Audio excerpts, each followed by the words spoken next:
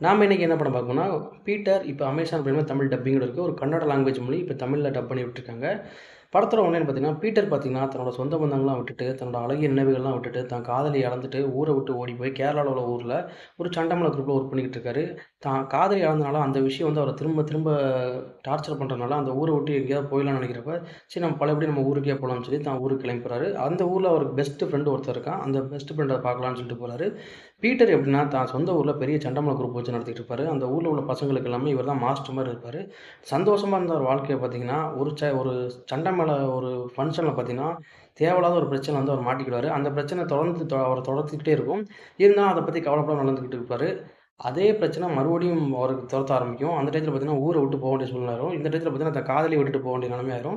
ஊர விட்டு போன பீட்டருக்கு தன் காதலி சூசைட் பண்ண விஷயம் தெரிஞ்சனால ஊருக்கே வரமாட்டாரு. திரும்ப அங்கேயே இருப்பாரு. கடைசியில திரும்ப அவர் பீட்டருக்கு வந்து இங்க என்னலாம் நடக்குங்கிறது தான் இந்த படத்தோட மீதி கதை. நீங்க டைம் ஃப்ரீயா இருந்தா இந்த படத்த ட்ரை பண்ணி பாருங்க. நல்லாருக்கும். படத்துல வரக்கூடிய 2 ஃபிளாஷ்பேக்குமே நல்லா ஒர்க் அவுட் ஆயிருக்கும். இந்த வீடியோ பிடிச்சா நம்ம சேனல கொஞ்சம் லைக் பண்ணுங்க, ஷேர் பண்ணுங்க, சப்ஸ்கிரைப் பண்ணுங்க. மறக்காம பெல் ஐகான கிளிக் பண்ணுங்க. மீண்டும் ஒரு வீடியோவில் சந்திக்கலாம்.